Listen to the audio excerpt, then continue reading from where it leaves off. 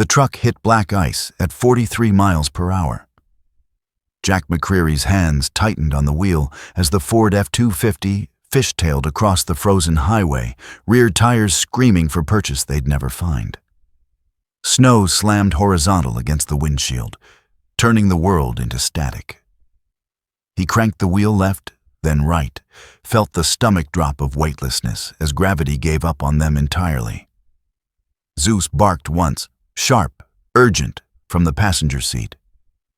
The truck found asphalt again with a bone-jarring crunch. Jack's teeth clacked together, hard enough to taste copper. His knuckles were white against the steering wheel, forearms corded with tension that hadn't left since the radio call 2 hours ago. "Easy, boy." His voice came out rougher than intended. Zeus whined, amber eyes locked on something beyond the whiteout that Jack couldn't see yet. The heater wheezed recycled air that barely touched the cold. Jack's breath fogged in front of his face, despite the vents blasting full throttle. Outside, the blizzard had teeth. It bit through the truck's panels, through his thermal layers, straight into the bone. The temperature gauge read -8. Wind chill made it -30. He'd been in worse. Fallujah in August, wearing 60 pounds of gear. The Hindu Kush at altitude where the air cut like razors. But cold was different. Cold didn't give a damn about your training. Cold just waited for you to make one mistake, then swallowed you whole. The wipers scraped ice across the windshield in rhythmic thuds. Left, right, left, right. Jack's eyes burned from squinting into the storm, searching for the tree line that marked Silver Creek Road. The sheriff's directions rattled in his skull. Take Route 47 north past the lumber mill. When you see the burned oak, you can't miss it. Hang a left. 1.5 miles in, there's a turnoff. No sign. If you hit the ravine, you've gone too far. If you don't get there by nightfall, we're pulling body bags out come spring. Jack checked the dashboard clock. 4:47 p.m. Sunset was in 13 minutes. After that, the temperature would drop another 20 degrees, and the storm would own these mountains completely. His satellite phone sat dead in the cup holder. No signal for the last 40 minutes. No way to call for backup.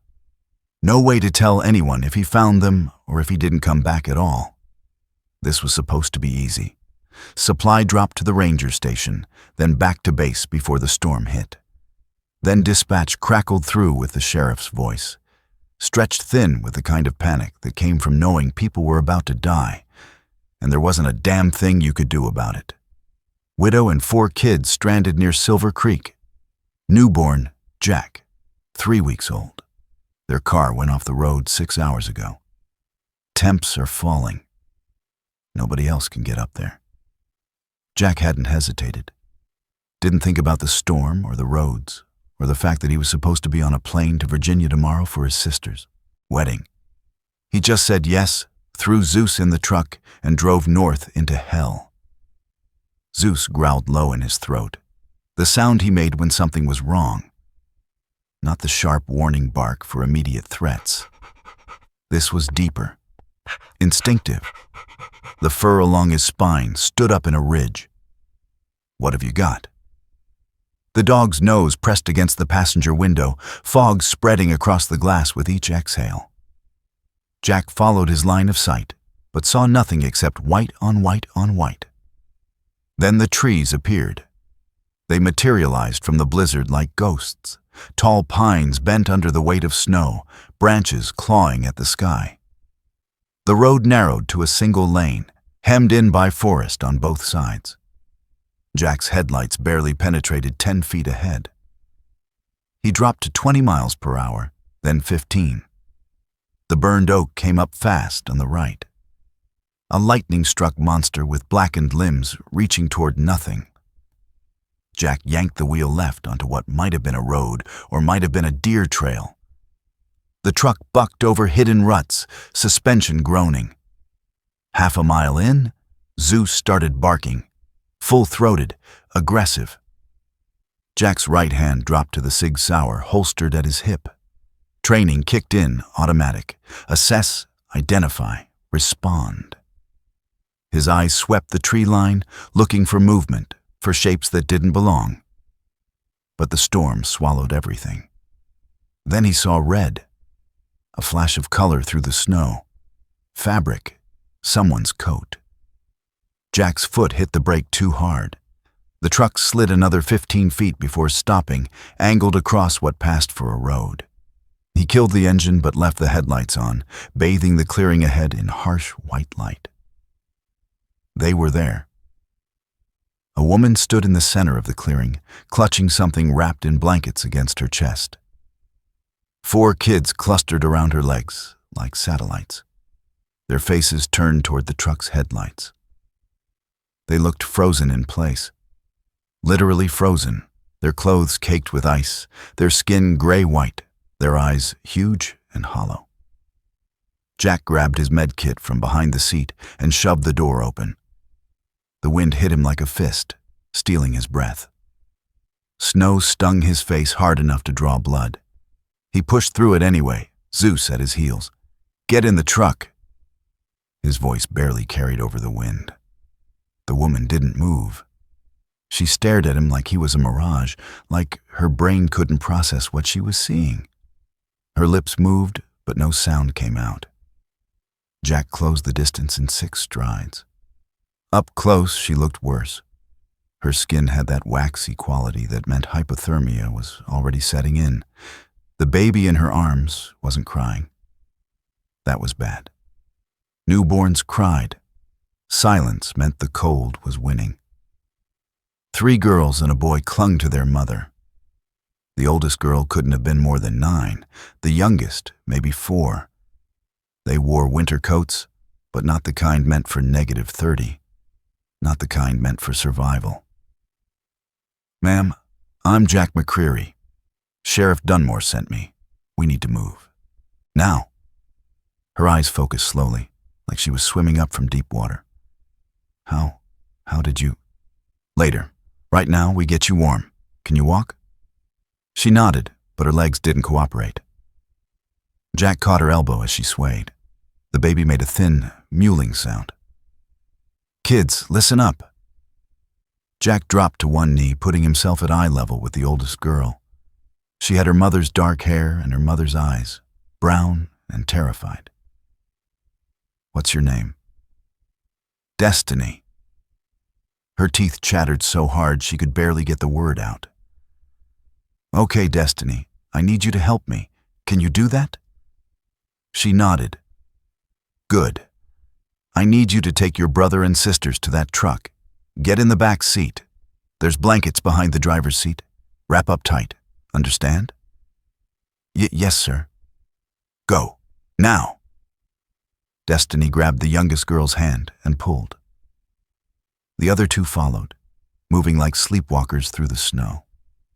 Zeus trotted beside them, positioned between the kids and the forest, his body language screaming protection. Jack wrapped his arm around the woman's waist and half carried her toward the truck. She weighed nothing. Under the coat, he could feel every rib. "What's your name?" "Shanice." The word came out slurred. "Shanice Patterson." "Okay, Shanice, stay with me. Few more steps." They reached the truck as Destiny got the back door open. Jack helped Shanice into the front passenger seat, then took the baby from her arms. The infant was wrapped in 3 blankets, but they were soaked through. Jack peeled them away, checking for frostbite. The baby's lips had a blue tinge. Her breathing was shallow. He grabbed the emergency blankets from his kit, the reflective kind that trapped body heat, and re-wrapped her, then handed her back to Shanice. "Hold her against your chest, skin to skin if you can manage it." In the back, the kids huddled together under 2 thick wool blankets. Their shivering was violent, but that was good. Shivering meant their bodies were still fighting. Jack cranked the heat to maximum and pointed every vent toward the back seat. Zeus jumped in last. positioning himself on the floor between the front and back seats, his warmth adding to the cabin's slowly rising temperature. Jack slammed the door and ran around to the driver's side. He was back behind the wheel in seconds, engine roaring to life. He threw the truck in reverse, started a 3-point turn in the narrow clearing. That's when Zeus growled again. Jack's eyes snapped to the rearview mirror. Headlights. 2 sets, maybe 300 yards back, coming up the road they just traveled, moving fast. Too fast for the conditions, too coordinated to be lost travelers. Jack's gut twisted. He'd felt this before.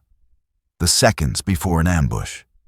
The moment when you realized the mission was compromised and there was no calling it off. "Mommy?" The smallest girl's voice was tiny, scared. "Who's that?" Shanice turned in her seat. She saw the lights. Her face went from gray to chalk white. No. You know them?" Jack's hand was already on his sidearm. They're the ones who..." Her voice broke. "They ran us off the road. We hid. They looked for us, but we hid, and they left, and I thought... Jack didn't wait for more. He slammed the accelerator down. The truck lurched forward, tires spinning before finding grip. Snow exploded around them as they shot down the narrow trail, trees blurring past on both sides. In the mirror, the headlights followed. Closer now, maybe 200 yards. Destiny started crying in the back seat. The other kids joined in, their sobs mixing with the engine's roar and the wind's shriek. "Hold on."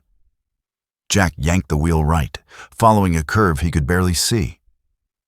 The truck's back end kicked out, slammed into a snowbank, bounced back onto the trail. Zeus barked sharp warnings, his body tense, ready. Jack's mind raced through scenarios. The road ahead would dump them back onto Route 47. From there, it was 40 miles to the sheriff's station. 40 miles of open highway with nowhere to hide and no backup.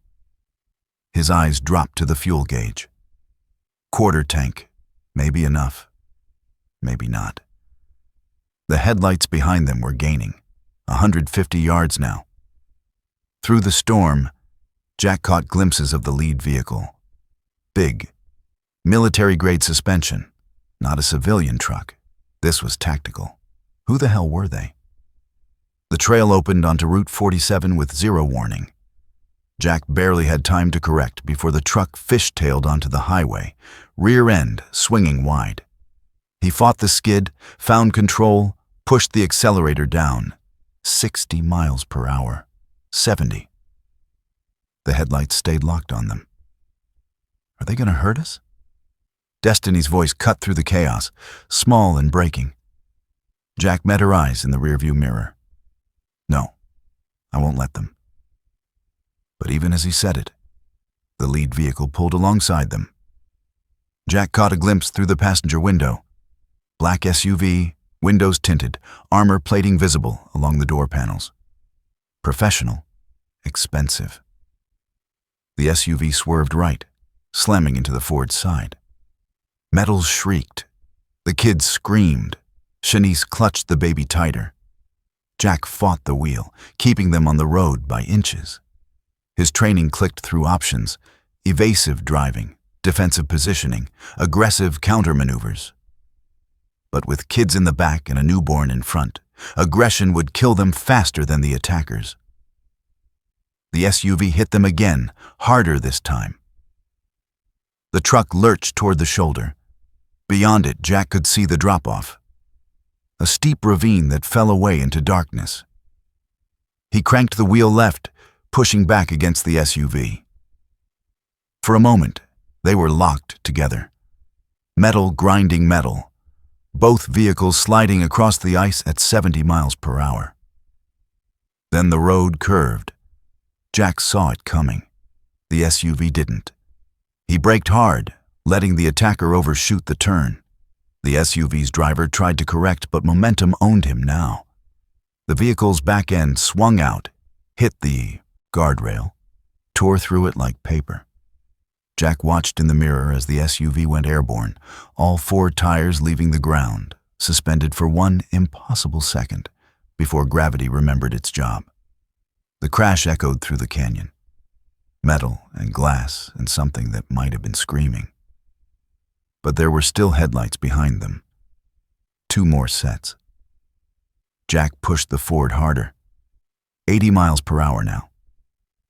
The truck wasn't built for this. The steering wheel vibrated in his hands, the whole frame shaking. Why are they doing this? Shanice's voice was almost lost under the engine noise. I don't know. But Jack had suspicions. This wasn't random. Random didn't involve military vehicles and coordinated pursuit.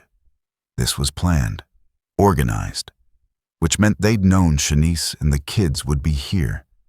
Known and waited for them. The question was why. The road ahead narrowed, climbing into the mountains. The storm intensified, visibility dropping to near zero. Jack's headlights carved a tunnel through the white, but beyond that was just void. His fuel gauge was kissing empty. Maybe 10 miles left, maybe less. The remaining 2 SUVs hung back, pacing them, not attacking, just following, herding them. Jack's jaw tightened. They wanted him to run, wanted him to burn through his fuel, strand himself in the mountains where there was no help and no escape. He had to make a choice. Keep running and die slow, or turn and fight with 4 kids and a newborn in the crossfire. The road crested a hill, and Jack saw their future laid out in the headlights' glow. Straight drop on the right, sheer cliff face on the left, and maybe half a mile of road before it ended in a hairpin turn that no vehicle could take at speed. They were out of road and out of options. Behind them, the SUVs accelerated. Everybody hold on tight. Jack's voice cut through the cabin like steel. Zeus, brace. The dog dropped low, paws spread, muscles coiled. Jack waited until the last possible second, until the SUVs were close enough that he could see the drivers' faces in his mirror, hard men with dead eyes and tactical gear. Then he slammed the brakes. The Ford locked up, all 4 tires screaming. The truck slid sideways across the ice, rotating 90 degrees, 180, 270. The lead SUV had no time to react. It plowed into them at full speed. The impact sounded like the end of the world. Glass exploded inward. Metal crumpled. The airbags deployed with gunshot cracks. Jack's head snapped forward, then back, his vision going white, then red, then dark at the edges. The truck lifted. Actually lifted off the ground, all 4 wheels airborne. For one weightless moment, Jack could hear everything with perfect clarity. Destiny screaming her siblings' names, Shanice's prayer in broken Spanish, the baby's thin wail, Zeus's howl, his own heartbeat like thunder in his ears. Then they were tumbling. The world became a kaleidoscope of snow and sky and metal and blood. The truck rolled once, twice, 3 times. Each rotation punctuated by impacts that rattled teeth and broke bones and turned up into down. Jack tried to hold on, but gravity had other plans. His hands were ripped from the wheel. Something hit his ribs. The gear shift, maybe, or Zeus, or God's own fist. Air rushed from his lungs. His vision tunneled. The truck hit bottom and everything stopped. Silence rushed in like water. The engine had died. The headlights were gone. The only sound was the wind, howling through shattered windows, and the slow tick of cooling metal. Jack tried to move, but his body wasn't listening. His head felt stuffed with cotton. Warm liquid ran down his face, blood or melted snow. He couldn't tell. His left arm was on fire, broken probably. His ribs screamed with every shallow breath. Zeus? His voice came out strangled, barely a whisper. Something wet and rough scraped across his face. A tongue. Zeus whined, the sound high and worried. Jack forced his eyes open. The truck was on its roof, crumpled like paper. Broken glass carpeted the ceiling beneath him. His seatbelt was the only thing keeping him from falling. He turned his head, slowly, fighting the nausea, and looked at the passenger seat. Empty. The back seat, also empty. No Shanice, no kids, no baby. Just blood on the upholstered ceiling, and footprints in the snow outside the shattered window. Boot prints, too large to be Shanice's, too deliberate to be panicked civilians. Zeus barked once, sharp and urgent, staring out through the windshield at something Jack couldn't see yet. He tried to unbuckle his seatbelt, but his left hand wouldn't close. Using his right, he fumbled with the release. It clicked and he fell, landing hard on his injured ribs.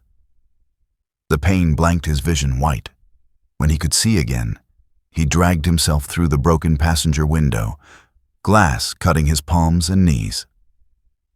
Zeus followed, staying close.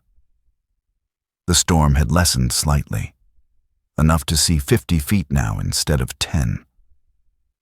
Jack pulled himself upright using the truck's frame, biting back the scream that wanted out. The scene around him told the story. 2 SUVs stopped 50 yards uphill, engines running, headlights illuminating the accident site. Tracks in the snow leading from the overturned Ford to the vehicles. Multiple sets of boot prints, military pattern treads. They'd pulled Shanice and the kids from the wreck. They'd left him for dead. Jack's hand went to his holster. His cig was gone, probably thrown clear in the crash. He checked his pockets. His phone was crushed. His radio was with his gear in the truck bed, which was now at the bottom of a ravine. He had nothing. No weapons, no communication, no backup. And somewhere up that road, the people who'd done this were taking a family into the mountains where no one would ever find them. Zeus pressed against his leg, solid and warm. The dog looked up at him with those amber eyes that had seen him through Fallujah and Kandahar and a dozen other hells. Jack's broken ribs grated as he took a breath. His vision swam. His body was already shutting down, going into shock. But somewhere in the storm, a 3-week-old baby was being carried away by men with dead eyes and tactical gear. Jack started walking. Each step was agony. His left leg wasn't cooperating right. Something torn in the knee, maybe. His head pounded in rhythm with his heartbeat. Blood dripped from his chin onto the snow, leaving a trail. Zeus stayed at his side, matching his pace. 50 feet. 100. Jack's world narrowed to just the next step, then the next, then the next. The SUV's taillights glowed red in the distance, already fading into the storm. Jack's legs gave out. He went down hard, hands sinking into snow up to his elbows. The cold bit through his torn jacket, through his skin, straight into the broken places. Zeus whined and licked his face, trying to get him up. "I know, boy." Jack's voice was barely there. "I know." He tried to stand, but his body refused. The adrenaline that had kept him moving was gone now, leaving only pain and the creeping numbness of hypothermia. This was how it ended. Not in a firefight in some desert hellhole, but in an American blizzard, bleeding out in the snow while the people he'd sworn to save disappeared into the darkness. Zeus barked once, loud and insistent. Jack's eyes flickered open. He hadn't realized he'd closed them. The dog was staring at him with an intensity that cut through the fog in his brain. You don't quit. Not ever. Not while there's still breath in your lungs. His own voice. His own rule. The one that had kept him alive through 23 combat deployments. Jack's hand curled into a fist, fingers digging into frozen earth. He pulled. His body screamed, but he pulled anyway, dragging himself forward one hand length at a time. Zeus barked encouragement, dancing ahead, then back, then ahead again. 5 feet. 10. Jack made it to a tree, used the trunk to haul himself upright. The world tilted, but he locked his knees, forced his legs to hold. In the distance, brake lights flared red. The SUVs had stopped. Jack's broken hand found the tree bark and held on. His good hand found a fallen branch, thick, solid, maybe 3 feet long. It wasn't a rifle or a knife, but it was something. The brake lights went dark. The convoy was moving again. Jack pushed off from the tree. 1 step, 2, 3. Zeus led the way, a shadow in the snow. Behind them, the wrecked Ford groaned as metal settled. Ahead, the storm swallowed the taillights completely. But Jack kept walking. Because somewhere up that road, 4 kids were calling for their mother, and a 3-week-old baby was crying in the arms of men who'd kill her as easily as breathing. Jack McCreary had left men behind before. Good men. Brothers. He'd watched them die and couldn't stop it and carried their dog tags home to families who'd never be whole again. He wasn't doing it again. Not today. Not ever. The storm closed in around him, and Jack walked into it like a man walking into fire, knowing it would burn him, knowing it might kill him, but also knowing that some things were worth dying for, and protecting the ones who couldn't protect themselves. That was top of the list. His vision blurred, his legs buckled. He caught himself against another tree, breath coming in ragged gasps. Zeus circled back, whining. Not yet, boy. Jack's voice was a ghost of itself. Not yet.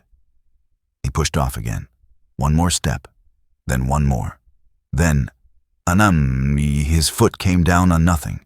The ground disappeared beneath him and Jack fell, tumbling down an embankment he hadn't seen, rocks and ice tearing at his already broken body. He hit bottom hard enough to crack ribs that weren't broken yet. This time, when the darkness came, he couldn't fight it off. The last thing he heard was Zeus howling, a sound so lonely and desperate it could have been his own soul crying out. Then nothing. Just cold. Just silence. Just the storm, burying everything beneath its white forgiveness. How far would you go to save a stranger's family? The cold woke him. Not the gentle cold of winter mornings or the sharp cold of November rain. This was the cold that meant death. The kind that crept into bones and turned blood to sludge and convinced the body that sleep was better than fighting. Jack's eyes opened to darkness. For a second, maybe 2, he couldn't remember where he was or why everything hurt. Then it came back in a rush. The crash, the empty truck, the boot prints in the snow. Shanice's face as she'd clutched that baby. Destiny's eyes in the rearview mirror right before the world went sideways. He tried to sit up. His body disagreed violently. Pain exploded through his ribs, his leg, his arm. His head felt like it had been split open and put back together wrong. Something warm and wet ran down his neck. Blood still flowing, which meant his heart was still pumping, which meant he wasn't dead yet. Small victories. Zeus's face appeared above him, blocking out what little light filtered through the storm. The dog's breath fogged in the space between them. He licked Jack's face once, twice, then sat back and barked. The sharp, insistent sound that meant, "Get up, we have to move." "I'm trying, boy." Jack's voice sounded like gravel in a blender. He rolled onto his right side, using his good arm to push himself to sitting. The world tilted hard.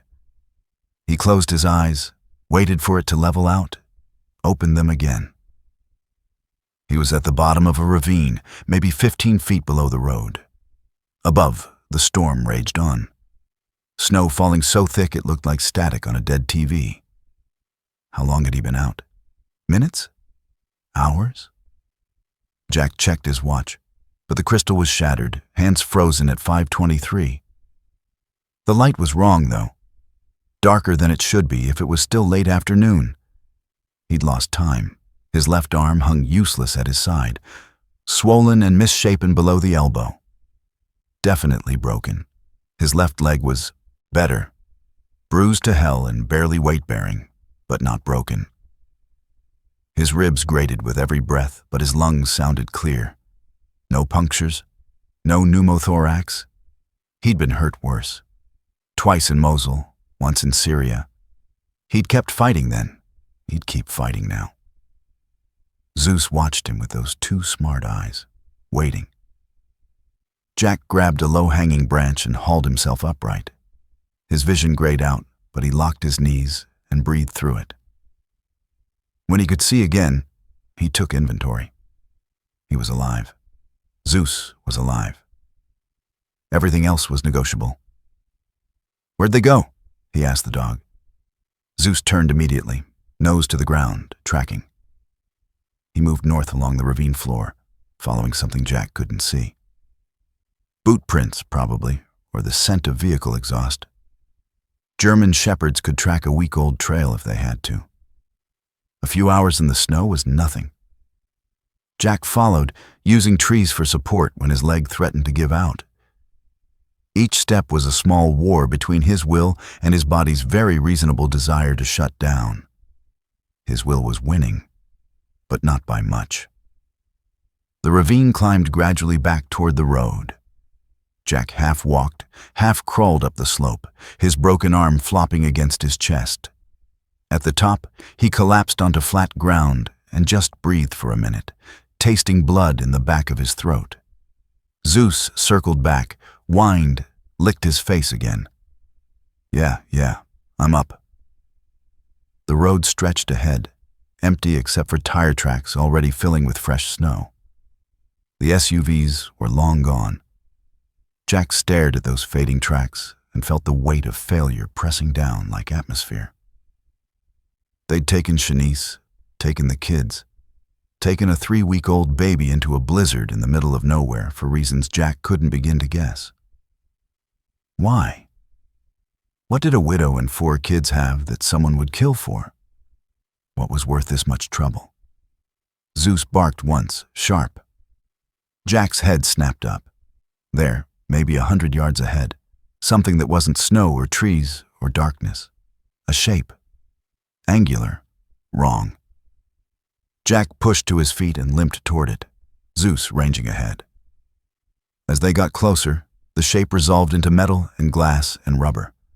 A vehicle, not one of the SUVs from the chase. This was different. Older, civilian, a silver Honda Accord, half buried in snow on the shoulder. The driver's door hung open. The interior light was on, slowly draining what was left of the battery. Jack approached carefully, his good hand raised, even though he had no weapon. Zeus circled the car, sniffing, his body language saying empty, no threats. The car was a mess. Fast food wrappers on the floor, empty coffee cups in the holders, a child's car seat in the back, still strapped in. The seat was pink with purple butterflies. One of the straps was torn. Jack leaned in, ignoring the screaming protest from his ribs. The keys were still in the ignition. He turned them. The engine tried to catch, coughed, died. Tried again. Nothing. Dead battery or fuel line. Freeze. Either way, the car wasn't going anywhere. But there was something else. Jack's eyes tracked over the interior, his training clicking through details. No purse, no phone, no personal items except the car seat. Like someone had cleaned it out, deliberately. He checked the glove box, empty except for the registration. The name on the registration was Shanice Patterson. Jack's jaw tightened. This was her car, the one the sheriff said went off the road. But it wasn't damaged. No front-end collision, no scratches from brush. It sat perfectly on the shoulder, like someone had parked it there on purpose. They didn't run her off the road. They stopped her, made her get out, Made her walk into the woods with 4 kids and a newborn in a blizzard.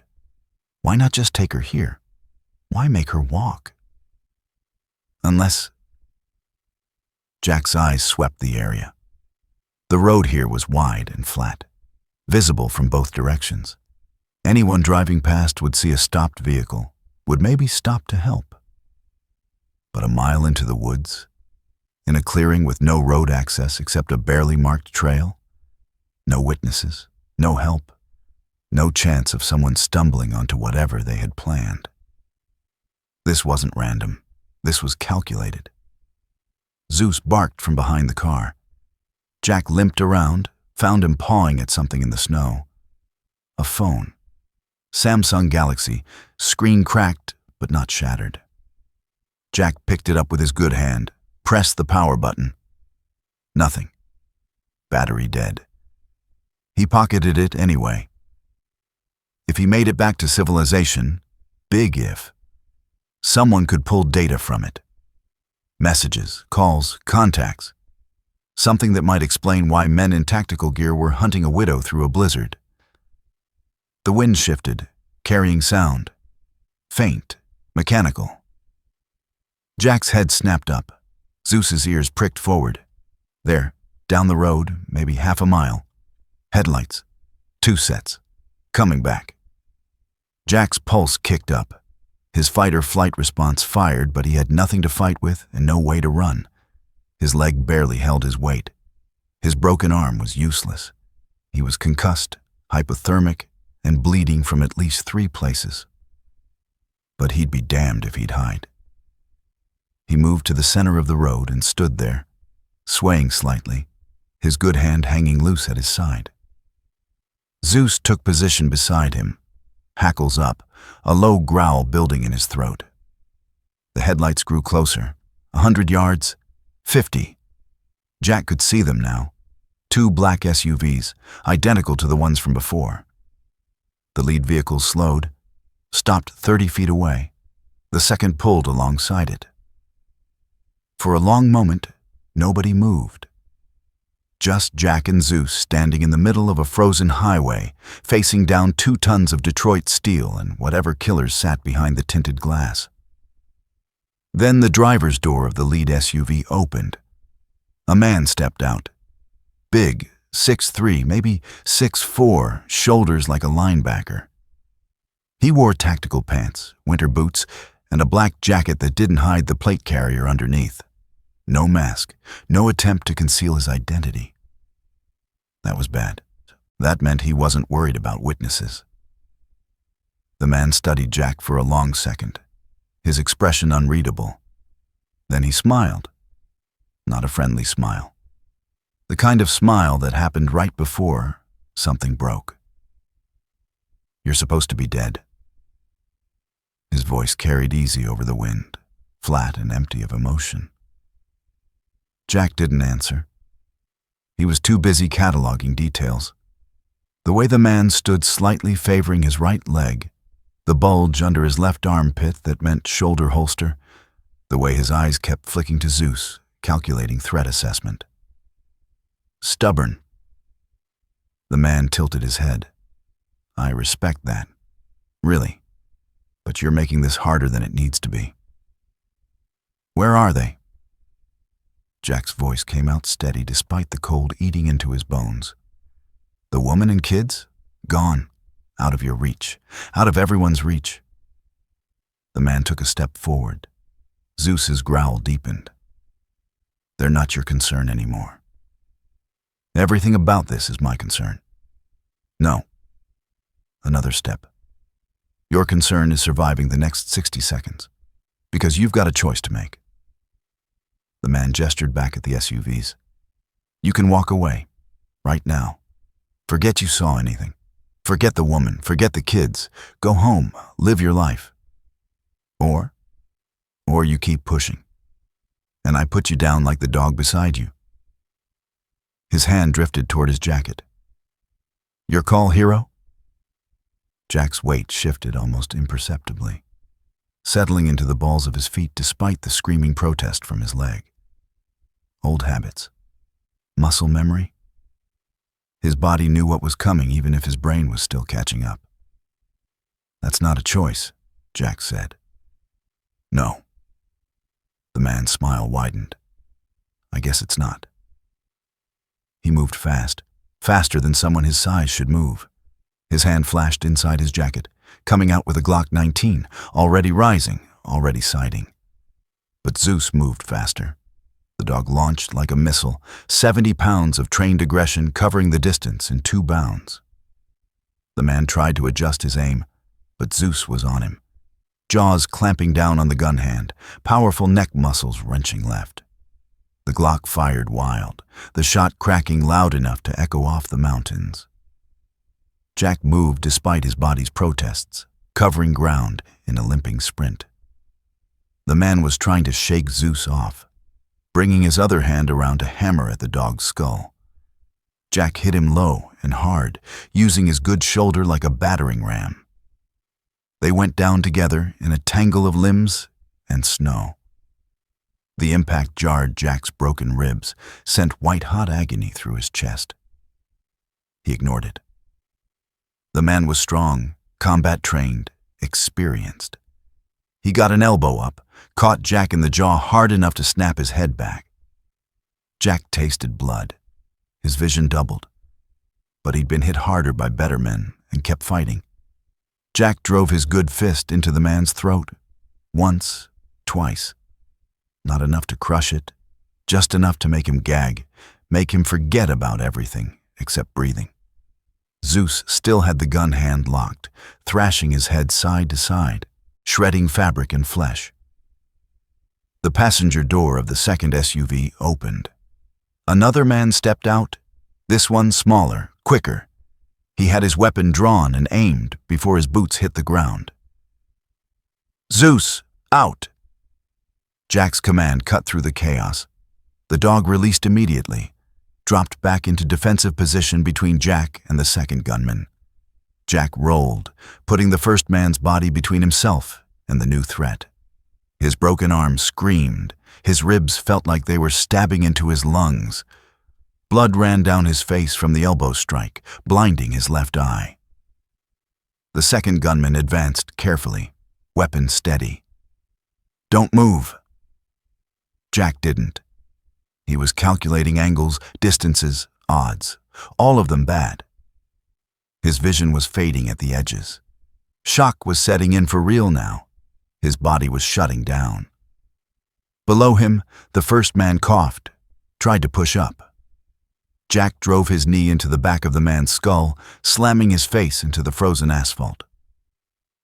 The man went limp. "I said, don't move." The second gunman was 10 feet away now, close enough that Jack could see his finger on the trigger, see the tension in his shoulders that meant he was about to fire.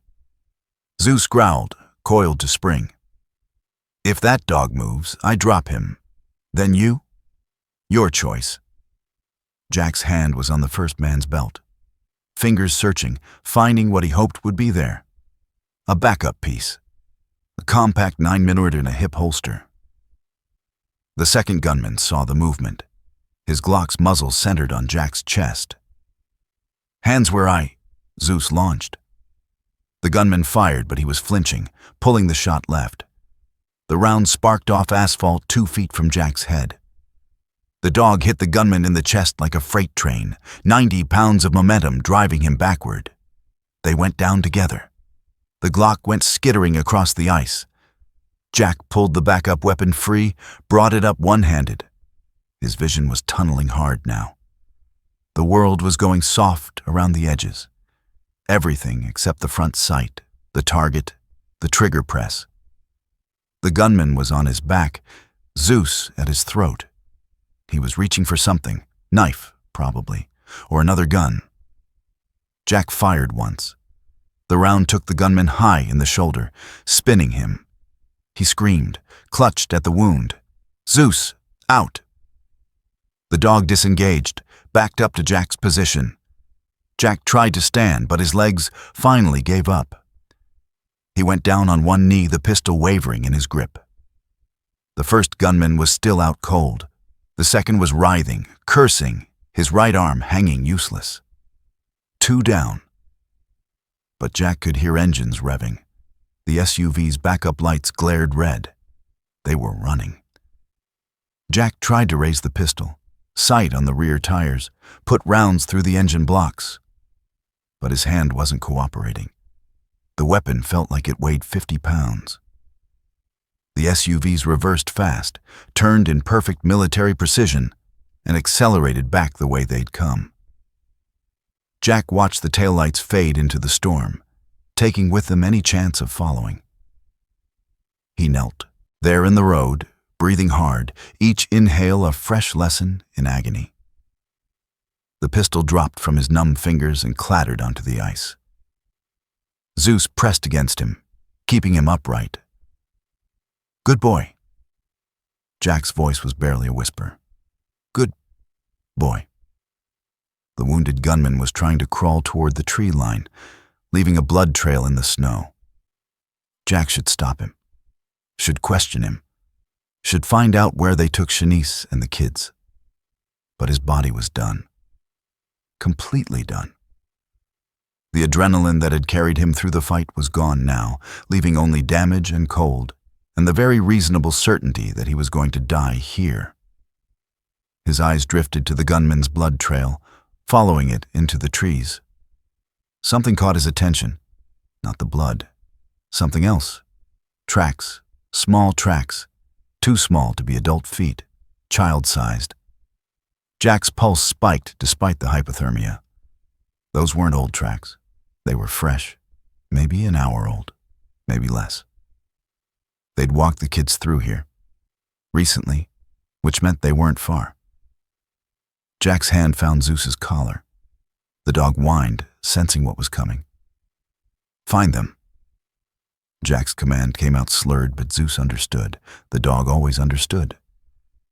"Find the kids." Zeus hesitated, torn between the command and his partner's condition. "Go." Jack pushed him. "Find them. Bring help." The dog barked once, the sound he made when he was refusing an order. "Zeus." Jack met those amber eyes. "Please." For a long moment, they just looked at each other. 20 missions together. Fallujah, Kandahar, Mosul, Syria. Every deployment, every firefight, every time it went sideways, they'd had each other's backs. Now Jack was asking him to leave. Zeus whined again, high and desperate. "I'll be okay." Jack forced the lie out. "But they won't. The kids. They need you." Something in Zeus's eyes changed. Understanding. Acceptance. The kind of terrible understanding that came from knowing someone you loved was going to die. The dog licked Jack's face one last time. Then he turned and ran, following those small tracks into the forest, disappearing into the white static of the storm. Jack watched him go until there was nothing to see. Then he let himself fall. He landed on his back, staring up at the sky. Snow fell on his face, cold and soft.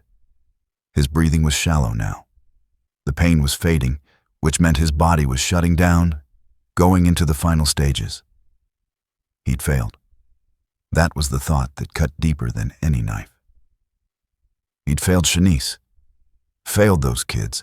Failed that 3-week-old baby who'd never asked to be born into this nightmare. His eyes started to close. Somewhere in the distance, Zeus was howling, a sound so lonely it could break the world. Then closer sounds. Voices. Footsteps crunching in snow. Jack tried to lift his head but couldn't. Tried to reach for the dropped pistol, but his arm wouldn't respond. Figures appeared above him, dark shapes against the white sky. Men or angels or demons, he couldn't tell. One of them knelt, blocking out the light. Jack tried to focus on the face, but it kept swimming in and out. This one's still breathing. The voice sounded far away, like it was coming through water. Bag him. Boss wants everyone accounted for. Hands grabbed Jack's coat, started dragging him. He tried to fight, but his body was done taking orders. The world tilted, went sideways, then upside down. The last thing he registered before the darkness took him completely was motion, being lifted, carried, thrown. A door slamming, an engine starting, then nothing. Just black. Just cold. Just the terrible certainty that wherever they were taking him, Shanice and those kids were there too. And none of them were coming home. What would you sacrifice to save innocent lives? Consciousness came back in pieces. First, sound. Rhythmic creaking, the groan of metal under stress, wind howling like something alive and angry. Then temperature, cold that went bone deep, but different from outside. Contained, controlled. Then pain, all of it, everywhere. Jack's eyes opened to darkness, broken only by thin strips of light, filtering through gaps in metal walls. He was lying on his side on something hard, wooden floor, splintered and warped. His hands were zip-tied behind his back, tight enough that his fingers were numb. His broken arm was a symphony of agony, where the ties bit into swollen flesh. He tried to move and discovered his ankles were bound too. Someone had done a professional job, not too tight to cut circulation completely, but secure enough that breaking free would take time and effort he probably didn't have. His vision adjusted slowly. He was in some kind of structure, a building or trailer, judging by the walls. The creaking sound was the whole structure swaying in the wind. Not a permanent building then. Something temporary. Something that could be moved. A hunting cabin, maybe. Or an old ranger station. Jack's ears cataloged sounds. The wind, the creaking, his own breathing, and something else. Quiet crying. A child trying not to make noise. He wasn't alone. Hello? His voice came out as a croak, barely audible over the storm. The crying stopped. Silence stretched for 3 heartbeats. Then a small voice, terrified and careful. Mister? Yeah. Jack tried to sit up, failed, tried again. His ribs screamed, but he managed to get upright, back against the wall. Yeah, I'm here. You okay? I'm scared. The voice was coming from across the room. Jack squinted into the darkness, made out a shape huddled in the corner, too small to be an adult. One of the kids. I know. Jack kept his voice steady, calm. The tone he'd used in Mosul when talking to terrified locals caught in crossfire. What's your name? Destiny. The oldest girl, 9 years old. Jack remembered her from the clearing, the way she'd grabbed her siblings' hands, the way she'd followed his orders without hesitation. Destiny. That's a strong name. You remember me? From earlier? Yes, sir. You said you wouldn't let them hurt us. The statement landed like a gut punch. Jack closed his eyes, breathed through the shame. I'm working on that. Are you hurt? My arm hurts where they grabbed me. And Jeremiah's crying, but he's trying not to. He doesn't want them to come back. Who's Jeremiah? My brother. He's 6. Where are your sisters? Amber's here too. She's 4. But they took Keisha and Mommy and the baby somewhere else. Destiny's voice cracked. They took them away, and Mommy was screaming and... Hey! Jack interrupted gently before she could spiral. Hey, listen to me. We're going to get out of here, all of us, including your mom and sisters. You believe me? I don't know. I need you to believe me. Can you do that? Silence. Then, quietly, okay. Good. Now I need you to be brave just a little longer. Can you see anything in this room? Any windows, doors? He heard rustling as Destiny moved. There's a door, over there, but it's locked. I tried it already. Smart kid. Jack felt a small flicker of hope. Smart kids survived. What about windows? 2, but they're really high up and small, like the kind in a basement. Not a basement then. The floor was wood, not concrete. But high windows meant this was probably a storage shed or similar structure, not designed for people. That was good and bad. Good because it wouldn't be as secure as a real prison. Bad because it meant his captors didn't plan on keeping them long. People you planned to release, you kept comfortable. People you kept in sheds, you didn't plan on them talking to authorities later. Jack pushed that thought away, one problem at a time. Okay, I'm going to try something.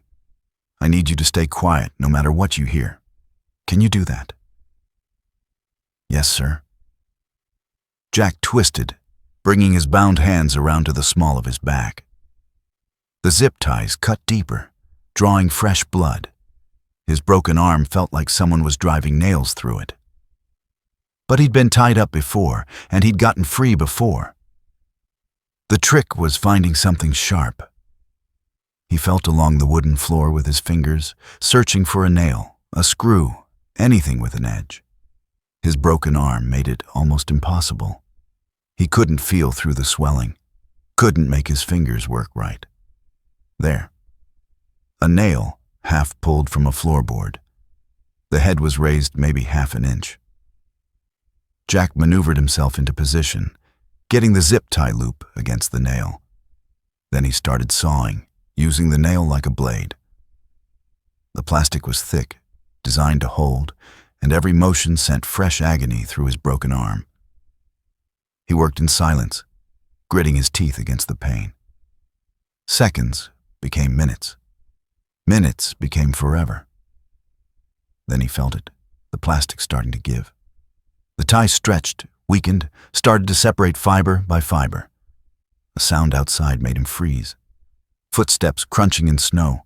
Multiple people. Coming closer. Destiny, Jack whispered. Get back in your corner. Pretend you're asleep. Don't react to anything they do to me. Understand? But do it, now. He heard her move, settling back into her original position. The crying started again. Softer this time, muffled, like she had her face pressed into her knees. The footsteps stopped outside the door. Jack heard voices, too low to make out words. Then the scrape of a lock being thrown. The door swung open, bringing with it a blast of Arctic air and 3 silhouettes backlit by portable lights. Jack couldn't make out faces, just shapes. 2 men, 1 woman, all armed, all moving with the confidence of people who'd done this before. One of the men stepped inside, letting the door close behind him. He carried a battery-powered lantern, which he hung from a ceiling hook. Yellow light flooded the space. Jack got his first good look at their prison. It was exactly what he'd thought. A storage shed, maybe 12 by 15 feet. Wooden walls with gaps between the boards. 2 high windows, both barred. 1 door. Destiny and her siblings huddled in the far corner.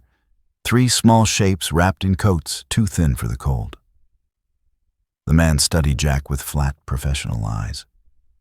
He was younger than his voice had suggested on the road, maybe 30, with the kind of face that disappeared in crowds.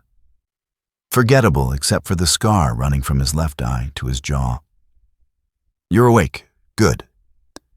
He spoke with the accent of somewhere Midwest, Ohio maybe, or Indiana. We need to talk. About what?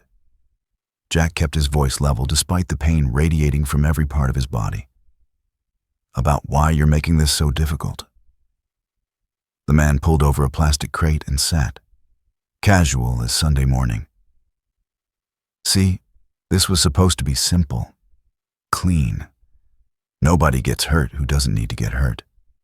But then you showed up playing hero, and now we've got complications. Complications like killing a Navy SEAL? Former Navy SEAL. And technically, you're not dead yet. That's actually the conversation we're having. He leaned forward, elbows on knees. My boss wants to know what you know. Who you told, what kind of backup might be coming. Jack said nothing. Strong, silent type. I respect that. Really. The man's expression didn't change. But here's the thing. We've got 3 kids in this room, and 2 more with their mother in the next building over. You want them to stay healthy? You're going to answer some questions. I want to talk to Shanice. That's not how this works. Then we don't have anything to talk about? The man's jaw tightened. You think you're protecting them by being stubborn. You're not. You're making it worse. Because if I go back to my boss empty-handed, he's going to assume you've already called for backup. And if he assumes that, he's going to cut his losses. You know what that means. Jack knew exactly what it meant. Loose ends. No witnesses. Bodies buried in the mountains where spring runoff would scatter them across 3 counties. So, here's your choice. The man continued. Tell me what I need to know, and maybe, we let the kids go. Drop them at a hospital, make an anonymous call. They're young. They'll forget most of this. And Shanice? She's part of this. There's no walking away for her. Part of what? The man smiled without humor. Above your pay grade. Jack studied him, reading body language, micro-expressions, all the little tells that training taught you to see. The man believed what he was saying. He genuinely thought letting the kids go was a possibility, which meant he didn't know the real plan. He was middle management, dangerous, but not in charge. I came alone, Jack said finally. Sheriff called me for a rescue. No backup. My radio's destroyed. My phone's destroyed. Nobody knows where I am. Is that true? If I had backup, they'd have been here by now. The man considered this. What about the dog? What about him? Where'd he go after you sent him running? Jack's heart skipped. If Zeus had found help, if he'd made it to the sheriff or the ranger station, then these people were already done. Search and rescue would be mobilizing. State police, maybe even feds if the sheriff was smart enough to escalate. But if Zeus was still out there in the storm, searching alone... He ran, Jack said. Probably dead by now. He was bleeding pretty bad. The man's eyes narrowed. You're lying. Believe what you want. For a long moment, they just stared at each other. Jack could see the calculation happening behind those flat eyes. Risk assessment, threat evaluation. The same process Jack had gone through 1,000 times on ops. Finally, the man stood. You've got until morning to give me something I can use. After that, my boss makes decisions, and you're not going to like them. He moved toward the door, then paused. Oh, one more thing. He turned back, pulled a phone from his pocket. Shanice's phone, the one Jack had found in the snow. We pulled the data. Interesting stuff. Lots of calls to lawyers. Lots of research into witness protection programs. Makes me think Mrs. Patterson knew something was coming. He pocketed the phone again. Makes me think she knows why we're here. Jack's mind raced. Witness protection. Lawyers. Whatever this was, Shanice had seen it coming, had tried to prepare. But why? What had she witnessed? What did she know that was worth killing a whole family over? The man left without another word. The door closed. The lock scraped home. Darkness returned, broken only by the thin light from the gaps in the walls. Destiny's quiet crying started again. Jack went back to sawing at the zip ties, working faster now. The plastic was more than halfway through, just a little more. Just a little. The tie snapped. Jack's hands came free. He brought them around front, biting back the scream that wanted out as blood rushed back into his fingers. His broken arm was swollen to twice its normal size, purple-black from wrist to elbow. He He couldn't use it. But he had one. Good hand. That was enough. Destiny. He kept his voice low. I need you to be very quiet and very brave. Can you do that? Yes, sir. Her voice was steadier now. Hope did that. Even a little hope could make people strong. Jack worked on his ankle ties, using his good hand and his teeth. These were looser. Whoever had tied him hadn't been as thorough. In 30 seconds, they came free. He tried to stand. His left leg buckled. The knee that had taken the worst of the crash damage wasn't weight-bearing. He'd be slow, limping, but mobile. He crossed to the kids, moving in a crouch. 3 faces looked up at him. Destiny, a boy who must be Jeremiah, and a tiny girl wrapped in a coat 3 sizes too big. Hey, Jack whispered, I'm going to get you out of here. But I need you to do exactly what I say when I say it. No questions, no noise, okay? 3 heads nodded. Jack examined the door. Solid wood, hinges on the outside. No way to kick it in, especially with his knee shot. The windows were too small and too high, even for the kids. But the walls... Jack pressed against one of the boards. It flexed. Old wood warped by weather and time. He pushed harder, felt the nails groaning in their holes. This could work. Stand back, he told the kids. Then he threw his good shoulder against the wall. When does survival become sacrifice? The board splintered on the 3rd hit. Not enough to break free, just enough to crack, to show weakness. Jack's shoulder was on fire where he'd been ramming it into wood, his broken ribs sending lightning bolts of agony through his chest with every impact. But the wood was giving. That's what mattered. He backed up, took 2 limping steps for momentum, and hit the wall again. Harder this time. The crack widened. The board bowed outward. One more, just one more. Jack gathered himself, breathing through the pain, through the exhaustion, through the voice in his head that kept saying, "Stop, you're done. You've got nothing left." He hit the wall with everything he had. The board exploded outward with a sound like a gunshot. Jack went through the gap and landed hard in the snow on the other side, his left knee screaming in protest. For a second, maybe 2, he just lay there, breathing hard, waiting for shouts or gunfire or the pound of boots coming to investigate. Nothing. The storm was too loud. They hadn't heard. Jack pulled himself up, grabbed the broken board, and worked it loose. The gap was maybe 2 feet wide. Tight, but doable. He stuck his head back through. Destiny, you're up. She didn't hesitate. In 5 seconds, she was through the gap, landing in the snow beside him. Her brother came next, then the little one, Amber, who Jack had to reach through and physically pull out. They stood together in the storm, 3 small shapes shivering in inadequate coats. Jack scanned their surroundings. They were in a compound of some kind. 4 buildings arranged in a rough square around a central clearing. Portable lights on, poles created islands of illumination that the storm tried unsuccessfully to swallow.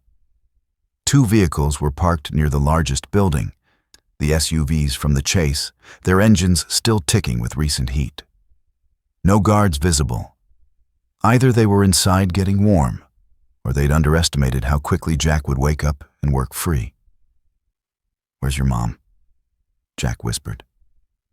Destiny pointed to the largest building. "In there. I heard her. She was yelling." Past tense. Not yelling now. That wasn't good. Jack did the math. 4 buildings. Unknown number of hostels. At least 5 based on who he'd seen. Probably more. He was unarmed, injured, hypothermic, and responsible for 3 kids who couldn't run fast or far. His options were limited and bad. They could make for the tree line, maybe 50 yards away, and hope to lose their pursuers in the forest. But in this storm, at night, with 3 small kids, they'd be dead from exposure in an hour. Or they could try for one of the SUVs. Get everyone loaded, ram through whatever barriers these people had set up, and pray they made it to the main highway before getting shot to pieces. Or Jack could do what every instinct in his body was screaming at him not to do. Go loud, draw all the attention to himself, and trust that someone, Zeus, the sheriff, God himself, would show up in time to save these kids. None of them were good plans, but the SUV option was the least bad. Change of plans, Jack said quietly. We're going for that truck, the black one. When I say run, you run. Don't stop, don't look back. Get in and get down on the floor, understand? Destiny nodded. Her siblings copied her. Good girl. Jack squeezed her shoulder with his good hand. Then he looked at the distance between them and the SUV, calculating angles, cover, exposure time. 30 yards of open ground, no cover, no concealment. If someone looked out a window at the wrong moment, this was over before it started. But there was no better option. Ready? Jack glanced down at Destiny. She nodded again, already reaching for her siblings' hands. Run. They moved together, Jack limping as fast as his knee would allow, the kids running flat out. Snow whipped into their faces. The wind tried to push them sideways. Jack kept his eyes locked on the SUV, counting seconds, measuring distance. 20 yards, 15, 10. A door opened behind them. Voices, someone shouting. Faster! Jack grabbed Amber under his good arm and ran, hopped, stumbled the last few yards. They hit the SUV in a group, everyone slamming into the passenger side door. Jack tried the handle. Locked. Of course it was locked. Gunfire cracked behind them, 3 quick shots that went wide, kicking up snow to their left. Someone was shooting without proper sight picture, panic firing into the storm. Jack shielded the kids with his body and looked around desperately. The driver's side. Try the driver's side. He pushed the kids ahead of him, using the SUV as cover as they moved around the front. Voices were getting closer. More than one person, maybe 3 or 4. Jack reached the driver's door and tried the handle. It opened. Thank God for overconfident operators who thought locked compound doors were enough security. Get in! Jack practically threw Destiny into the driver's seat, then pushed her into the back. Jeremiah scrambled after her. Jack lifted Amber and shoved her through, then hauled himself up behind the wheel. His hands found the ignition. Empty. No keys. Jack's heart sank. He checked the visor, the center console, under the seat. Nothing. Of course, they wouldn't leave keys in an unattended vehicle. That was basic operational security, which meant they were inside, on someone's person or on a key rack, which meant this plan was dead. Gunfire erupted again, closer this time. A round punch through the rear passenger window, showering the kids with safety glass. Amber screamed. Jack's eyes swept the dashboard, looking for anything useful. Then he saw it. A handheld radio, clipped to the center console. He grabbed it, keyed the mic. This is Jack McCreary. I've got 3 hostages in SUV 1. You've got 10 seconds to bring me Shanice Patterson and her daughters, or I'm calling the state police and telling them exactly where to find your operation. Static. Then a voice. Not the man from earlier. Someone different, older, with the gravel of a lifetime smoker. You're bluffing. That radio's only good for local comms. Then call my bluff. See what happens. Silence stretched. Jack could see figures moving in the storm, at least 4 spreading out, trying to flank the SUV. In about 30 seconds, they'd have shooting positions that the vehicle's frame wouldn't stop. This wasn't going to work. Time for Plan C. Except Jack didn't have a plan C. A different voice came through the radio. Female, terrified. Jack, don't do anything, please. They've got Keisha, they've got the baby. Shanice, she was alive, and they were using her to control him. Jack keyed the mic, his jaw tight. Shanice, are you hurt?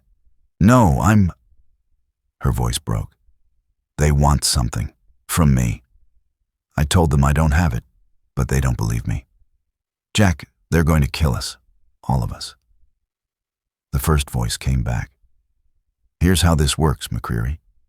You and the kids come out now, hands where we can see them, and nobody else dies tonight. You try to drive off. You try to fight. And I start shooting kids. Starting with the baby. Your call. In the back seat, Destiny was crying quietly. Jeremiah had his arms around both his sisters, trying to be brave. They were just kids. They shouldn't be here. They shouldn't be part of this. But they were. And Jack was the only thing between them and whatever these people had planned. His eyes dropped to the center console. Next to the radio was a cup holder, and in the cup holder was a lighter. Not keys, but something. Jack's mind raced through possibilities. The SUV had a full tank. He'd checked the gauge automatically. Fuel plus fire equals explosion. A big enough explosion might create enough chaos to run, or it might just kill everyone in the immediate area, kids included. But it was something. A last resort. I'm waiting, McCreary. The voice on the radio was getting impatient. Clock's ticking. Jack looked at the kids in the rearview mirror. 3 pairs of eyes staring back at him. Destiny had stopped crying. She was watching him with an expression that was far too old for a 9-year-old face. What are you going to do? She asked quietly. Jack had no answer. Every option ended badly. Every choice led to death. This was the moment in missions where everything went wrong, where the plan fell apart and good people died, and all you could do was choose which good people and how many. He'd been here before. Mosul, 2016. Pinned down in a building with 4 civilians and hostile fire coming from 3 directions. No backup, no air support, no way out. He'd gotten 2 of the civilians out alive. The other 2? He didn't think about the other 2. Jack's hand moved to the door handle. If he went out there, if he surrendered, maybe they'd keep their word. Maybe they'd let the kids live. And maybe Santa Claus was real and tomorrow it would snow candy canes. He keyed the radio one last time. I need proof of life. Shanice and both daughters. I see them, I come out. You're not in a position to negotiate. Then start shooting. See how that works out for you when the state police find 3 dead kids and a former Navy SEAL in your compound. More silence. Then, 60 seconds. Don't do anything stupid. Jack switched off the radio and turned to the kids. Listen to me, all of you. When they bring your mom out, I'm going to get out of the truck. The second I do, you 3 get down on the floor and you stay there. No matter what you hear, no matter what happens, you don't move until someone you trust opens that door. Understand? Someone we trust. Destiny's voice was small. Like who? Good question. Jack pulled Shanice's phone from his pocket. The one he'd taken from her car, the one with the dead battery. Your mom's phone. When this is over, you get this to the police. Make them pull the data. Make them see what she was researching. That's important. Can you do that? Destiny took the phone with shaking hands. But what about you? I'll be fine. The lie tasted bitter, but necessary. Kids needed hope. Even false hope was better than the truth. Movement outside. Jack's eyes tracked through the windshield, watching shapes emerge from the storm. 5 people. the scarred man from earlier, two others Jack didn't recognize, and Shanice. She was walking under her own power, but barely. Someone had hit her.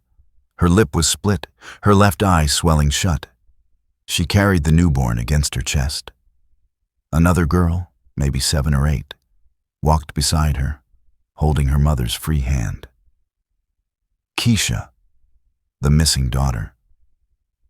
They looked terrified, but alive. That was something. The scarred man stopped 10 yards from the SUV and raised his empty hands. There, proof of life, now get out. Jack's hand dropped to the lighter in the cup holder. Not a weapon, not a plan, just a last resort option that probably wouldn't work. He opened the door and stepped out into the storm. The cold hit him like a physical blow. His knee almost buckled. He caught himself against the SUV's frame, stayed upright through pure stubbornness. Hands where I can see them. The scarred man's voice cut through the wind. Jack raised his good hand. His broken arm hung useless at his side, swollen and purple-black. Both hands. Can't. It's broken. The scarred man motioned to one of his companions, a woman with close-cropped hair and dead eyes. She approached cautiously, weapon raised, and patted Jack down. Found nothing because there was nothing to find. He's clean. Good. The scarred man's expression didn't change. Now we can talk like reasonable people. About what? Jack's vision was starting to tunnel again. Blood loss and hypothermia were catching up fast. About why Mrs. Patterson thought she could run, about what she knows, about who she talked to. He gestured at Shanice. She says she doesn't know anything, says she's just a widow trying to raise her kids. But we know that's a lie. I don't know what you're talking about. Shanice's voice cracked. I don't know anything. Please just let my kids go. Your husband knew. Before he died, he knew. And he talked to you. Pillow talk, secrets, things he shouldn't have shared. Jack's mind caught on that. Before he died. Not an accident then. Shanice's husband had been killed, murdered probably, and now they were tying up loose ends. What did your husband do? Jack asked Shanice directly. She looked at him with eyes full of tears and terror. He was a contractor. For the government. He did logistics, supply chain management. What kind of supplies? I don't... She choked on a sob. Military equipment, arms.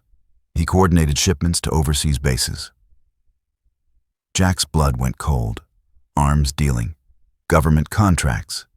Money that moved in the dark places where audits didn't reach, and people who asked questions ended up dead.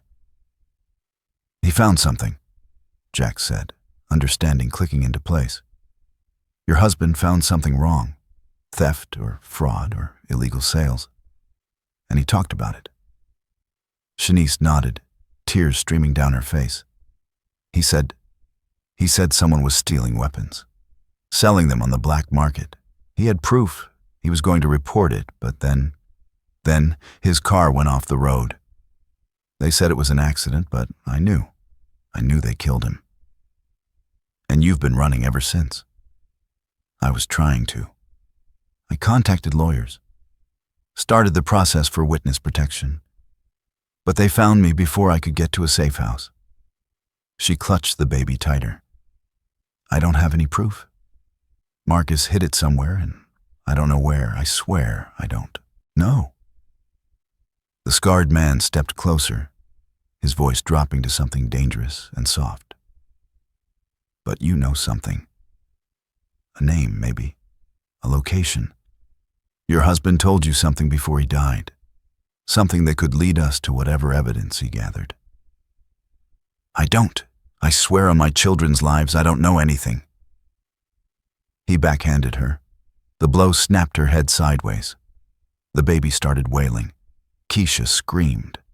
Jack moved without thinking. His good fist caught the scarred man in the jaw, spinning him.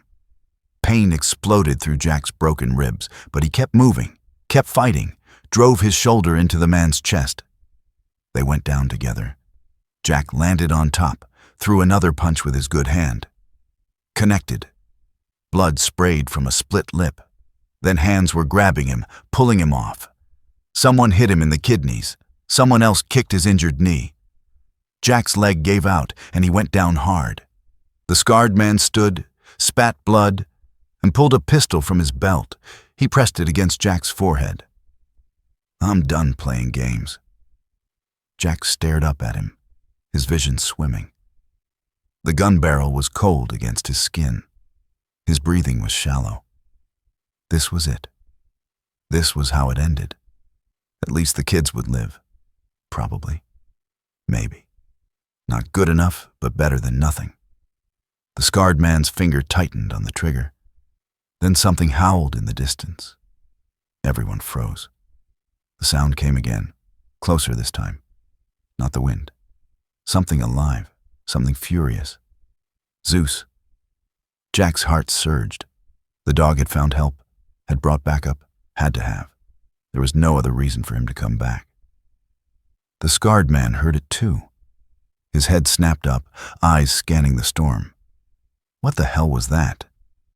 "Back up," Jack said, grinning despite the gun pressed to his skull. "You're done." "Bullshit. That radio can't reach." A shape exploded from the darkness. 70 pounds of trained aggression moving at full sprint. Zeus hit the scarred man like a missile, jaws clamping down on his gun hand. The pistol fired wild, the round screaming off into the night. They went down together, the dog's momentum carrying them both into the snow. Chaos erupted. The woman with close-cropped hair swung her rifle toward Zeus. Jack kicked out with his good leg, caught her in the knee. She stumbled, her shot going high. Shanice grabbed Keisha and ran, still clutching the baby. "Destiny, get your brother and sister." The SUV's door flew open. 3 small shapes scrambled out and ran toward their mother. Jack tried to push himself up, but his body was finally done. His arms gave out. He face-planted in the snow and just lay there, watching the world dissolve into violence and screaming.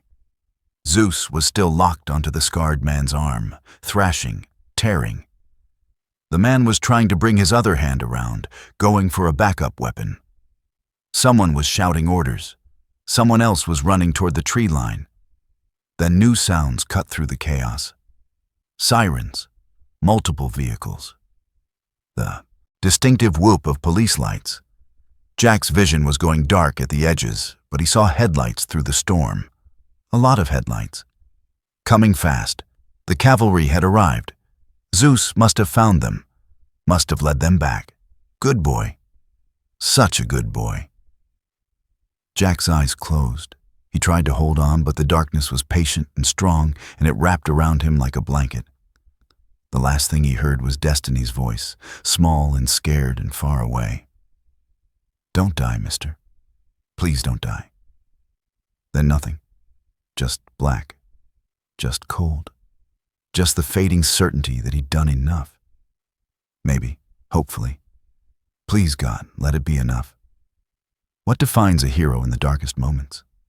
The fluorescent lights hurt worse than the gunshot wounds Jack had taken in Syria.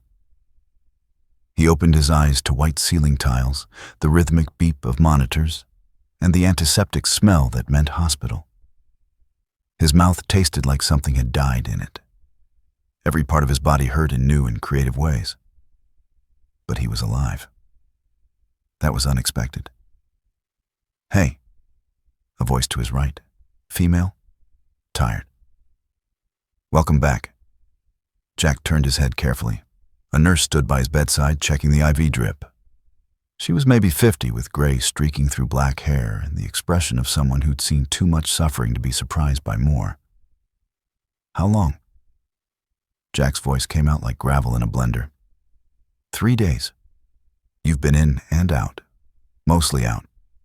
Combination of blood loss, hypothermia, and enough broken bones to keep our orthopedic surgeons busy.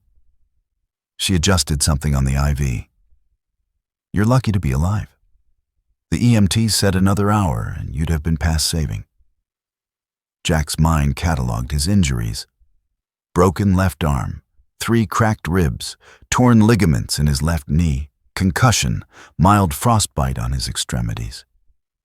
Could have been worse. Had been worse before. "The kids," he said. "Shanice Patterson and her. They're fine, all of them. The baby's being monitored for mild hypothermia, but she's expected to make a full recovery. Mrs. Patterson has some bruising and a split lip, but nothing serious. The children are with family services temporarily until the investigation is complete." Relief hit Jack like a wave. They made it. All of them. That was worth everything he'd gone through. "And Zeus?" The nurse smiled. "Your dog is a local hero. The sheriff's department is talking about giving him a commendation. He showed up at the station with blood all over him, wouldn't stop barking until someone followed him back to the compound. Led them straight to you." Jack closed his eyes, feeling something tight in his chest loosen. Good boy. Such a good boy. He's with animal control right now, but they're taking good care of him. Soon as you're discharged, he's yours again. Jack nodded, not trusting himself to speak. The nurse finished with the IV and moved toward the door. "You've got visitors waiting. Feel up to it?" "Yeah." She left, and 30 seconds later, 2 people entered.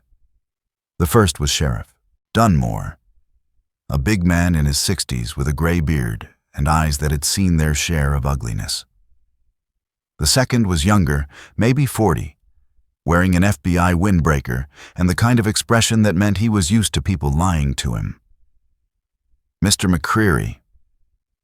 The sheriff spoke first, pulling a chair up to the bedside. "Good to see you awake. This is Special Agent Marcus Webb, FBI. He's heading up the investigation into what happened." Webb nodded, his face neutral.